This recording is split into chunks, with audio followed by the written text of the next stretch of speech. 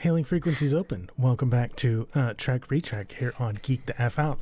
I'm Captain Johnny.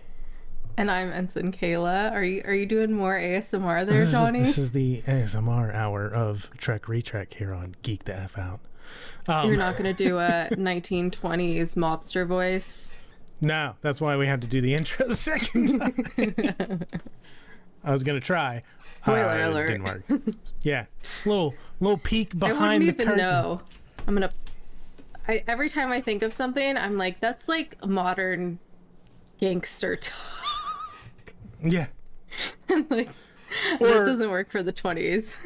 Or like Godfather. I'm going to make him an offer he can't refuse. Yeah, which is still not the 20s. Anyway, welcome everyone. We're off to a great start here, as usual. Indeed. I have to get my resources up. I forgot to load the summary stuff. I'm good. Tisk, right. tisk, tisk, tisk. We're here to talk about Season 2, episode... That's not the right one. 17. 17. A piece. A piece of the action. There we go. I feel like I'm feeding you lines. Kirk and his boys come on like gangbusters when they visit a planet with a culture patterned after Chicago's gangland society of the 1920s. That wasn't bad. Kind of ended but the first part was pretty good.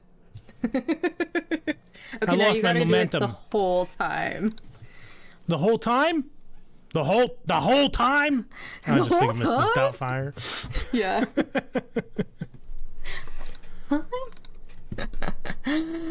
Yeah, I'm not even gonna try because it's gonna turn into like a British accent or Australian accent somehow, because that's what all my accents turn into, and I don't want to not humiliate. What's the word?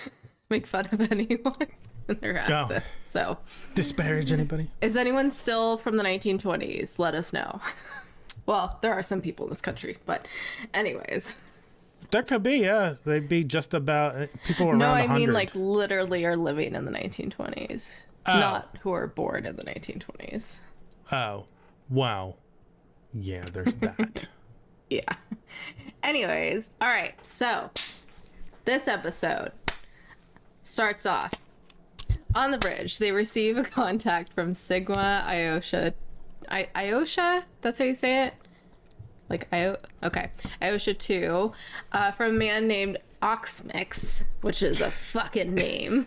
Yeah, so when they said his name, I heard Oxlick, and I'm like, Oxlick? And it made me think of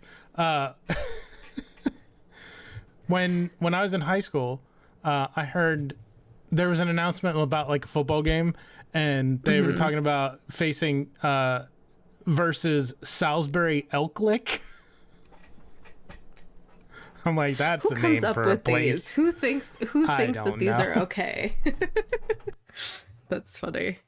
There's also I've heard of places like Blacklick and other things like stuff with lick. So I heard Oxlick, and later I heard that it was Oxmix. This is why you got to have the sub-titties on. Sub-titties on at all times. It's like Chex Mix for oxen. It's Oxmix. Yes. Oxmix. Yeah, exactly. Anyway. And he goes by Boss. And apparently they're kind of behind in times. And so Kirk struggles to communicate why they just heard about the Horizon ship that, got destroyed or was like 100 years ago or whatever. And also try and explain like beaming down to them, and he's like, oh yeah, meet us at the yellow fire plug, and I'm like, fire plug? Yeah, this sounds like an interesting toy of sorts. And so Kirk, Bones, and Spock beam down to a very 1920s era, but instead of just the mobsters or the mafia people having guns, everyone has guns. And so suddenly they get rounded up by these two dudes, and one of them's like asking them to turn to stone, which I was like, oh, okay, he's telling him to freeze. Like freeze, these yeah. Weird phrases. I was like, did they even use these back then, or did they kind of like make these up since this technically wasn't the 20s. This is like an alternate reality kind of 20s. Yeah. So yeah, I found a lot of the phrases they came up with for this episode pretty funny. This street looks oddly familiar. I think we've seen it a couple times. And maybe once or twice. And in City on the Edge of Forever, and in the, I don't remember the name of the episode, but the Purge one. Yep. Yeah, we've seen it a couple of times. Yeah, see, I don't remember any of the names, but I remember the episodes. I was impressed when they got on the turbo lift before they beamed down to the planet, that they addressed the fact that the Horizon was there before the Federation had their non-interference mandate. So yes. they had already, there was no first contact to violate because they didn't have the rules in place. Because I was wondering that when they were talking about just going down, I'm like, what about? But it's already been broken, so. Yeah, too late. And let's see. They hand over their communicators and phasers, and they're on their way to see Oxmix when there's suddenly a drive-by shooting. Casual. They're like, oh yeah, this happens all the time. And so they get to the boss, who I found it really funny how when they came in, he suddenly started playing pool all of a sudden. Like, he was sitting and then they came in, he's like, oh, I'm gonna start playing pool now. Yeah. I don't know. I get that they like he invited Kirk to play, but I don't know, kind of unnecessary. I feel like I don't know if that's like really a power move. I feel like sitting at the desk was a power move, but maybe in their culture it could be like he's just, not giving Kirk his full attention, like pretending not to give Kirk his full attention, like putting up a front that he's disinterested. I don't know. Who knows? So yeah, so he invites Kirk to play, and apparently he's the boss of the biggest territory in the world, and there's only about, he said, like a dozen territories or something like that total. And Spock finds a book displayed literally like the Bible on the Chicago mobs of the 20s that was published in 1992.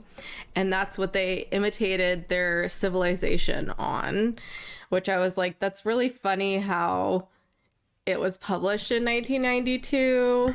So that means they got up till 1992 and then kind of like reverted back, essentially. Or no, it's from the Horizon. That's right. Never mind. Yeah, it's an Earth book that was left by the Horizon crew. That's right. Yeah.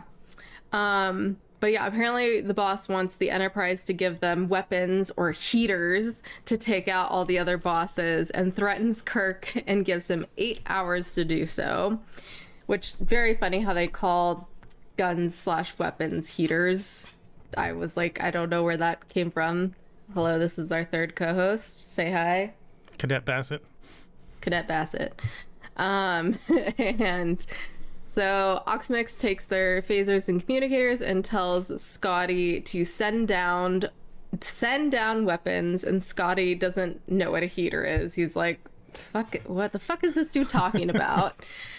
And so Kirk challenges the mobsters watching them to a card game called Fizbin that Kirk seems to be totally making up as he goes.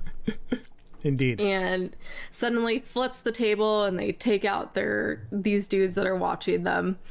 And but as Kirk is trying to escape from there, he gets caught and is taken away in a car.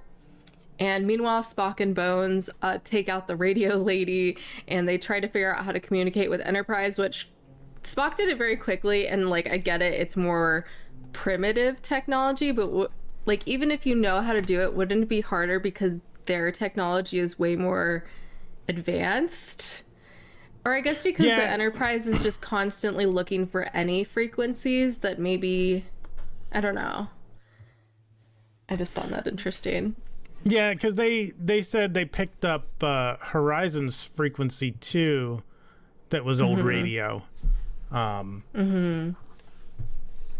But I think Uhura's instrument panel lights up whenever any kind of signal is detected Yeah. by the ship's instruments. Yeah, that's what I'm guessing too. So, so Spock ends up communicating with Uhura and asks her to beam them up. Meanwhile, Kirk arrives at Krakow's, which is another boss who's playing darts with a pick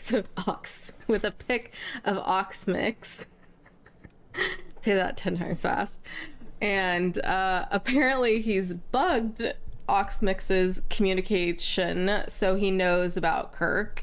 And his lady assistant goes over and starts to massage Kirk out of nowhere, which I thought was going somewhere, and I guess it didn't go there. So that was very random. And they keyed up this whole music when it happened too, and yet nothing happened. But anyways, so apparently Krakow wants to make a deal with Kirk, but give him a third of his whatever he gets in return. And Kirk says no deal and is put in a room, and he starts to take apart an old radio, which I was like, is he going to communicate with this radio now, even though it's just a radio that you play things on? It's not a radio to communicate. And so on the Enterprise, Bones and Spock can't find a way to correct the planet's culture and future, essentially. So Oxmix radios them and says Krakow has Kirk and wants to make a deal to get Kirk back for them, which Spock accepts. And he's like, we have no other choice. We gotta do it. They have Kirk. And Kirk escapes by tripping the men with a wire from the clock, essentially, which was hilarious. The sound effect for that was hilarious, too. Yeah. Yeah. It was pretty funny. And so Bones and Spock beam down to Oxmix's room, and he immediately arrests them, which, this was at the point of the episode where I was like, this is a lot of back and forth between, the Enterprise and Oxmix and Krakow, as I'm calling him, Krakow. Yeah. And, yeah, that was pretty much the entire episode was that. And then people getting arrested, people escaping, people being arrested, people escaping. Yeah, so it started to become a loop. Bones and Spock escaped. And I actually wrote in my notes, I'm surprised Bones and Spock actually got out. That they got back to the ship. And then they beam down and immediately are taken hostage again. So funny. Oh, okay, bye. And let's see. But then right away, Kirk comes in and saves them. So no longer hostage. And they drop their weapons, and Kirk and Spock put on their clothes and get in a car, which Kirk very much struggles to start. And Spock is like, oh, it's a clutch, which Kirk proceeds to do the very iconic, start and stop when you're trying to drive clutch. Yeah. And they arrive at Krakow's, and a kid comes up to them and offers them advice to get him. So the kid ends up distracting the dudes that are guarding Krakow's place and pretends to be hurt. And so Kirk and Spock come up and pretend to be the kid's dad and take out the dudes. And he said the thing. He said the thing. Oh, he said that. Yeah, he wants a piece of the action. A piece of the action. Yeah, just like that.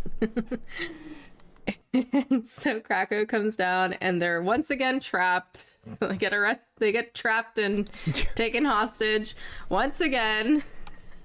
Same back and forth. And he inspects their heaters and tries to figure out how they work. And Kirk starts to act like the mobsters and offers Krakow a deal for the Federation to take over and make a hit. And so Kirk tells Scotty and hints at beaming up Krakow. And when he does, Kirk and Spock take out Krakow's men. And so they take off in the car again against Spock's wishes. He's like, oh God, you have to drive again. Shit. And Krakow's men gather to figure out how to get him back and say they're gonna hit Oxmix's place because they figured that's where they would go. Kirk tells Oxmix the Federation is taking over, and Kirk tells Scotty that he doesn't understand anything. Kirk talks to Scotty because Kirk is talking like a 1920s mobster. Scotty does not understand anything he's saying, and he's like, just beam over the people that are on the other end of this call, okay? Which is very smart. So yeah, Oxmix calls all the other bosses of the territories one by one, and Scotty beams them over to the room. And of course, they're all arguing together. And then all of a sudden, Kirk is walking on the pool table and tells them he's gonna run it like a business. But they start to question Kirk and say they've only seen 3 of them, and Krakow only saw 3 of them on the ship. But then Krakow's men show up outside, but then they get, like, Kirk, Spock, and Bones get disarmed again, and get, like, God, it's like constant back and forth of this. And Kirk communicates with Scotty to stun all the men outside, and they're all stunned, and so the mob bosses are like, okay, we get it. And Kirk appoints Oxmix as the top boss, and the Federation will be back every year to take their cut of 40%, which somehow they think is a fair cut. And like 40% is like almost half, so okay. Back on the Enterprise, Spock doesn't like Kirk's solution for the planet, and Kirk says they'll just take the money and put it into the planetary fund, which will help out the Iosians to become like more ethical people in the future. And then Bones has to tell Kirk that apparently he left his communicator in Bella's office. And so the Iosians may want a piece of the action in a few years to bring it back to the beginning. Yeah, he said the thing again. I know. And which I was like, that makes no sense. Like, that was just kind of a random way to bring the phrase back around. Like, couldn't you just go back down and grab the communicator and leave? Yeah, you'd think so. Like, I don't know. I don't know. I don't know why they didn't just go back for it. Yeah. Anyways, and that's the episode. Hey. Yay. It was a lot of back and forth between getting arrested or taken hostage and then escaping and going to Oxmix's or Krakow's or whatever the fuck. And then there was these kind of like odd comical moments, like with the car, that like kind of felt out of place, because it seemed like a more serious episode. Like, they're like fucking mobsters, it's the mafia, but somehow there's still these like comical moments, which, we've talked about this before, is fine, but these just really felt kind of out of place to me. I don't know if you felt the same way. I didn't put this in the thoughts or I didn't put this in the trivia, but I read about it when I was looking for it. It says, early in the first season, George Clayton Johnson wrote an outline based on an early premise by Roddenberry called President Capone, which was the very first page of the very first Star Trek series proposal. But George Clayton Johnson wrote an outline based on it called The Syndicate. Roddenberry liked it and hired Johnson to develop further. Johnson wrote a treatment entitled Chicago 2. However, as he got occupied with developing and writing The Man Trap, the concept was forgotten. During the second season, producer Gene Kuhn discovered the treatment and decided to use it, as he felt that after the success of The Trouble with Tribbles, the series needed more comedy-themed episodes. But, like, there wasn't much other comedy. No, it wasn't throughout. It was... Yeah. Like, it could have been. It totally could have been. I could see how they could have gone there. It was mostly just Kirk enjoying himself way too much, pretending to be a gangster. Yeah, definitely. Like, if the other mobsters were kind of, like, funny, kind of stupid mobsters, maybe. Well, the one guy was the first one that they beam in from the phone call. Yeah, he was. He definitely was. This was interesting. So I wrote, I guess we're in our general thoughts, section. There was a point where Kirk said something to Oxmix about like your development or your progress is arrested, and I wrote arrested development. I was going to use a meme of some sort for it. I didn't put it in my spoilers without context, but I thought about it. It was very Star Trek noir. Like it's such a weird episode. Like thinking of Star Trek noir. And he's like, I've never been arrested. I'm like, those are two different types of arrested. Yeah.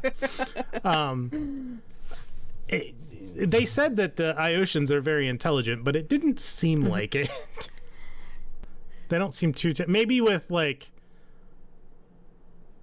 technology and engineering, but not with, like, common sense. Because, like, they'd have to realize that book is... The book is just something for, like... it's not the entire like a history book. Cultural it's not history. A Bible. Yeah. So did you recognize anything in this episode as it was going on? No. This is the planet. They revisited this planet in the comic that we read with Vactor. The one where Spock gets elected president. Okay. For some reason. That's why it sounded familiar. Okay. Yeah, it's been a minute since I read that. I read it very quickly too. But makes sense. Interesting. Yeah, it was one of the stories in that book. Makes sense why they like can't pick their like person in charge well. Yeah. Seems like they have a problem with that. Oh, clearly. And the hats that Krako's men wore, reminded me of like the styrofoam like campaign hats that you get like that they used to have during like elections when I was in like middle school, high school. We did not have those, sir. Yeah, they were like styrofoam. You're showing your age. I am. It looks styrofoam like the voters hat hats. From, it looks like the hat from Mary Poppins that the guy wears. Yeah. Yeah. Yeah, all the mobsters had different hats. I read that Oxmix's men wore felt fedoras. Krako's men kind of all looked different. I feel like Krako's looked the same. More uniform, yeah. Yeah, Oxmix's looked different than each other's. And then the other guys, the other mob bosses all had like bowler hats. Mm-hmm. Interesting way to like distinguish them from each other, because like that's true. If you're like out and just like shooting at people, like how do you know who's on whose side? That's basically all I have for general episode thoughts. Do you have anything else you want to go over? General thoughts? Nope. That was pretty much it. Yeah. My main point was the comical moments felt a little out of place in it for sure. Then that'll bring us to favorite lines and moments. I already kind of touched on the one. Kirk says, "No, I don't think you're stupid, Mr. Krako. I just think your behavior is arrested. I haven't been arrested in my whole life." That's what it was. It was behavior, not development. Yeah. I like just like Kirk trying to be mobster and having fun with it. Yeah. It was quite funny. One line in particular, speaking of Kirk driving, was, "Captain, you're an excellent starship commander, but as a taxi driver, you leave much to be desired." Yeah. Yeah, his driving was bad. Which I feel like I was thinking about it for that scene. Hasn't he driven something before? Driven a car before? Or am I crazy? Maybe he hasn't. I don't think he drove in City on the Edge of Forever. I don't remember him driving in this series.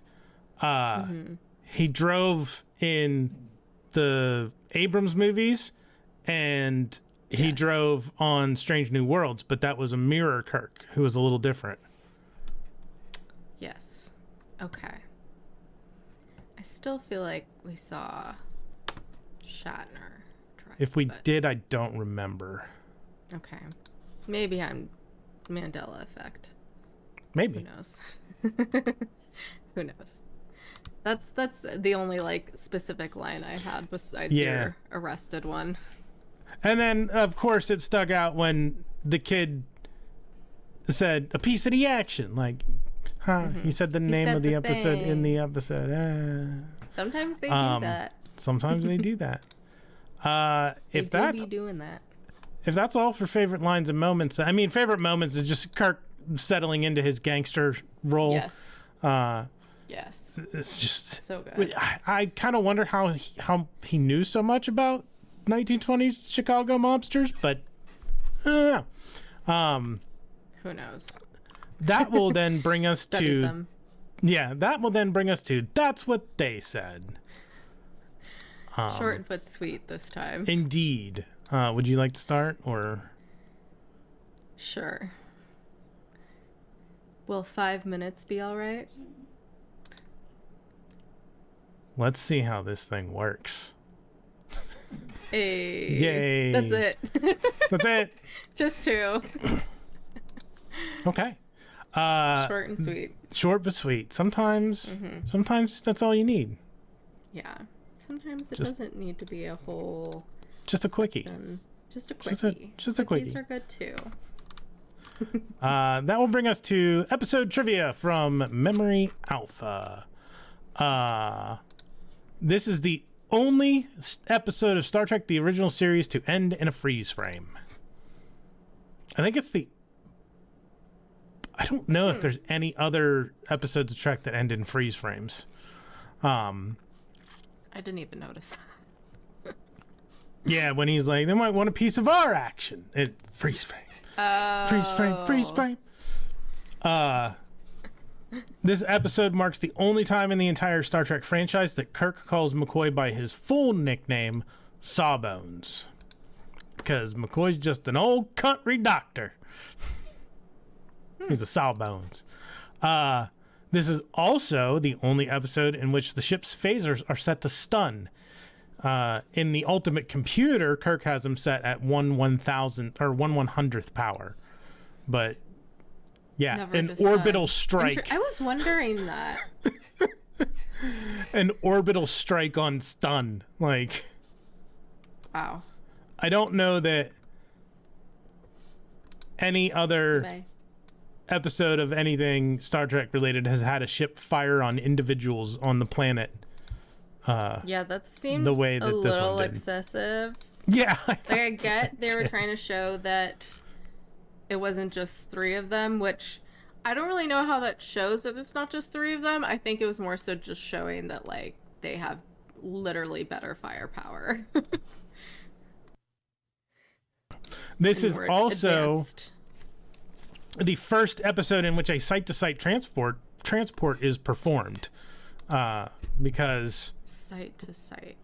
when Scotty transports that that's- mob boss on the other end of the phone from his office to Oxmix's office instead of like somewhere to the ship or the ship to somewhere. yeah. Got Yep. it. I figured that's what that meant, but Mm-hmm. to confirm. And that's it. Yeah, I was thinking that too. I was like, I don't think we've seen that before. Very cool. All these firsts. Very cool. So Very fascinating. that then will bring us to spoilers without context. All right. And since Ensign Kayla went first with that's what they said, we'll bring my spoilers without context up on the screen. I had to do The Godfather because gangs, mobsters, mafia. 2 + 2 = 4. Yeah. A heater. I Because almost did a heater too. I heard the word heater in this episode, and I've said the word heater in this coverage more than probably any other time in the last 12 months. Probably. And then the Chicago skyline because it was based on Chicago gangs. And then the Leo point meme for when they said the episode title, a piece of the action in the episode. Nice. Very good. So that's it. So good. we'll bring... Well done. Thank you. I appreciate that. You're welcome. We will then bring Ensign Kayla's up on the screen. Yeah, I almost did The Godfather, but yeah, I decided to go with Scarface. But before that, I have a deck of cards because they were playing the Fizbin card game. Fizbin. Oh yeah, Fizbin. It makes me wonder because in the in Margaret Weiss and Tracy Hickman's Dragonlance novels for Dungeons and Dragons from the 80s, there's a character in there named Fizbin the Fabulous. That's the only other place I've ever heard Fizbin. So it makes me wonder if... Sounds familiar. If it's one of those things, like if it's an homage or if it's just a coincidence. An homage. Yeah, an homage. Homage. Whichever. Anyway, continue. Yes, and then exactly. 20s Flapper Girls. And then, this isn't quite the kid I was thinking of, because I was like, I know there's like a kid with a knife that's iconic, but Johnny helped me out with this one. It's the, Michael Myers as a child with the knife. But I was trying to think of another kid. And also, if you search like child with knife, there's a really funny picture of a kid that looks like Will Byers from Stranger Things. Yeah. All right, you make yourself comfy. Just look it up. Just Google. It's freaking hilarious. I almost used that, but I'm like, people aren't gonna know. It's just funny. And that's it. That's my meme. My spoilers without context. Very good. Also very well done. Thank you. You're welcome. So before we rank the episode, Ensign Kayla, why don't you tell the folks where to find us? Well, first of all, we're recording on May the 4th, so May the 4th be with you. So hope y'all had a good May the 4th. And but you can find us at GTFO channel on social media, mostly on Instagram. We post there updates on our episode streams, all that stuff. Sometimes post some funny memes to the stories. If you want to email us, our email is channelgtfo@gmail.com. It is the reverse of our social media handle. And yeah, make sure to check us out there and make sure to smack that like, smack that subscribe, smack that bell icon. Smack all the Indeed. things. Thanks y'all Smack for joining us, and let's fucking rank this shit. Oh, okay. That was aggressive. I guess that's appropriate for this episode. Ensign Kayla, how do you rank a piece of the action? Piece of ass. That's what I rank it, is piece of ass. I'm gonna rank it Lieutenant. I would rank it Ensign if I didn't I like when they kind of have these period pieces, or they change costume and aren't in their Starfleet uniforms. Yeah, and it was it still had its funny and comical moments, but there was just so much back and forth, the same thing the entire time. Arrested, taken hostage, escaping, going from one place to the other. It just felt like it was a constant cycle repeating itself. I felt like they could have done a better job plot-wise with that. So yeah, I don't think it's something that you have to watch, but it's still entertaining to a degree. So yeah, Lieutenant. Okay, this is one of those episodes where thinking back before rewatching it, I feel like I remember liking it more than I actually do. I remember it as a better episode than it was watching it again this time. I'm gonna go Lieutenant too, just because I mean, it's worth watching. It's not unenjoyable. It's not the alternative factor. It's not the alternative factor.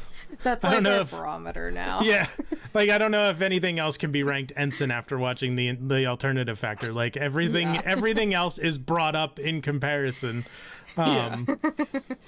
So yeah, I'm gonna rank it lieutenant as well. So watch it if you have time.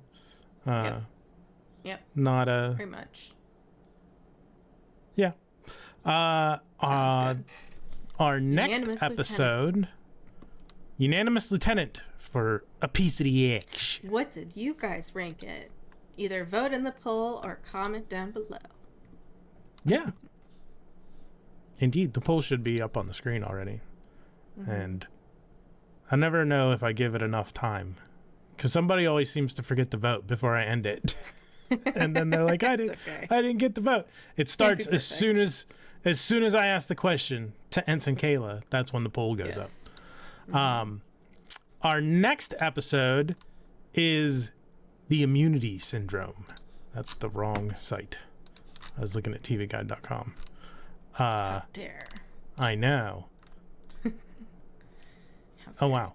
IMDb.com says the Enterprise encounters a gigantic energy-draining space organism that threatens the galaxy. Just give it away. God damn. Yeah. Assholes. TV Guides is more spoilery, so we'll talk about that next time. Next week. And until then, peace and long life. Live long and prosper.